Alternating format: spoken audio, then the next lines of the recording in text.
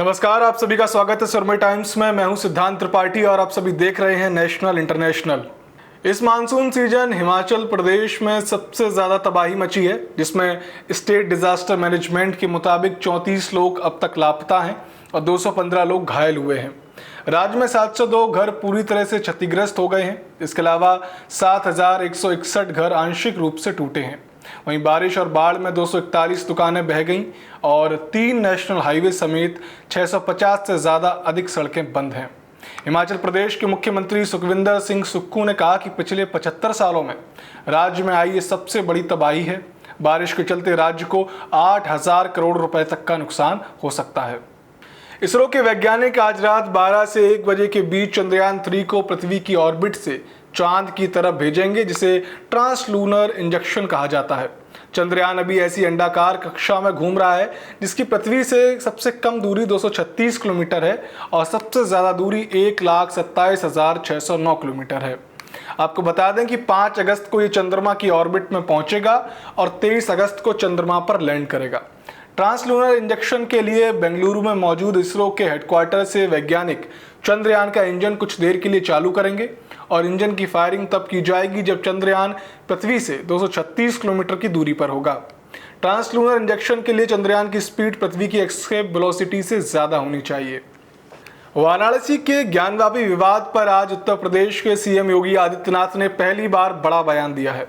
उन्होंने एएनआई से बातचीत करते हुए कहा कि अगर हम उसको मस्जिद कहेंगे तो विवाद होगा। मुझे लगता है कि ये प्रस्ताव मुस्लिम समाज की तरफ से आना चाहिए कि साहब, ऐतिहासिक गलती हुई है, उस गलती के लिए हम आपसे चाहते हैं कि समाधान हो। वहीं विपक्षी दलों की आईएनडीआई गठबंधन पर भी मुख्यमंत्री योगी आदित्यनाथ ने निशाना साधा है। उन्होंने साफ तौर पर कहा कि इसे इंडिया नहीं बोलना चाहिए। यह जो .com ग्रुप है, चोला बदलने से उनके पिछले कर्मों से मुक्ति नहीं मिल जाएगी। मानसून सत्र के 8वें दिन यानी आज संसद में विपक्ष ने मणिपुर का मुद्दा उठाया और कार्रवाई शुरू होते ही हंगामा शुरू हो गया। अब लोकसभा को 2 बजे तक स्थगित कर दिया गया है। वहीं जब राज्यसभा में यह मुद्दा उठा तो सरकार ने कहा कि हम इस पर आज ही चर्चा को तैयार हैं, दोपहर 2 बजे इस पर चर्चा हो। राज्यसभा सांसद पीयूष गोयल ने कहा कि विपक्ष चर्चा से भाग रहा है, वो सच को सामने नहीं आने दे रहा। इधर विपक्षी सांसद प्रधानमंत्री नरेंद्र मोदी के बयान पर अड़ गए हैं, जिससे राज्यसभा अभी दोपहर 12 बजे तक स्थगित कर दी गई है। असल में आईएनडीआईए के सांसद 2 दिन के मणिपुर के दौरे से लौट आए हैं और उनका कहना है कि हमने जो भी देखा वो हम सबको बताएंगे। रूस के राष्ट्रपति व्लादिमीर पुतिन रविवार को देश की नेवी डे परेड में शामिल हुए और इस मौके पर पुतिन ने परमाणु पनडुब्बियों और युद्धपोतों का जायजा लिया। आपको बता दें कि नेवी डे का आयोजन पुतिन के होम टाउन सेंट पीटर्सबर्ग में हुआ। इस दौरान 45 जंगी जहाजों और पनडुब्बियों ने नेवा नदी में प्रदर्शन किया। रूसी न्यूज एजेंसी तास के मुताबिक नेवी डे पर नौसेना के 3,000 सदस्यों ने मार्च भी निकाला। वहीं इस मौके पर पुतिन ने रूसी नौसेना के लिए 30 जंगी जहाज़ों की घोषणा करते हुए कहा कि इससे नौसेना की ताकत में इजाफा होगा और देश की सुरक्षा मजबूत होगी। इस दौरान रूस के defence minister Sergei Shoigu, navy के कमांडर एडमिरल भी मौजूद रहे। पिछले महीने अटलांटिक महासागर में फटने वाली टाइटन पनडुब्बी की मैन्युफैक्चरर कंपनी ओशियन गेट अब वीनस यानी शुक्र ग्रह पर कॉलोनी बनाने की तैयारी कर रही है। इस प्रोजेक्ट को ह्यूमंस टू वीनस नाम दिया गया है, जिसके तहत 2050 तक वीनस के वातावरण में रहने लायक परमानेंट माहौल बनाया जाएगा और वहां 1,000 लोगों को भेजा भी जाएगा। ओशियन गेट कंपनी जो कॉलोनी बनाने की तैयारी कर रही है वो एक फ्लोटिंग यानी तैरने वाली कॉलोनी होगी। प्रोजेक्ट का नेतृत्व गुलमोरो सुनलेन कर रहे हैं, जो ओशियन गेट कंपनी के को फाउंडर हैं। पाकिस्तान के खैबर पख्तूनख्वा राज्य के बाजौर में रविवार को एक पॉलिटिकल रैली में ब्लास्ट हुआ, जिससे पुलिस ने आतंकी हमला बताया है। पाकिस्तानी टीवी चैनल जियो न्यूज़ के मुताबिक 44 लोगों की मौत हो चुकी है और 100 से ज़्यादा लोग घायल हैं।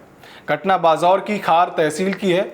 यहाँ सत्तारूढ़ गठबंधन में शामिल जमीयत उलेमा इस्लाम फजल की रैली चल रही थी, जिसे JUIF के सीनियर लीडर हाफिज हमदुल्ला संबोधित करने वाले थे, लेकिन वो किसी वजह से यहाँ नहीं पहुँच सके।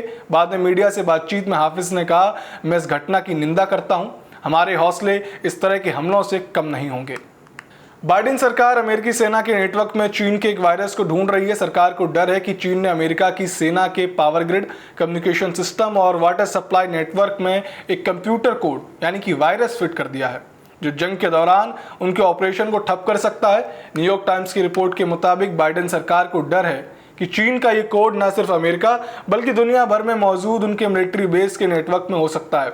अमेरिकी अधिकारी ने कहा कि मिलिट्री के नेटवर्क में चीन का कोड होना किसी टाइम बम के जैसा है। देश विदेश की तमाम बड़ी खबरों से अपडेट रहने के लिए जुड़े रहें सुरमई टाइम्स के साथ। इस वीडियो को लाइक करें, शेयर करें, साथ ही साथ हमारे चैनल को सब्सक्राइब करना ना भूलें।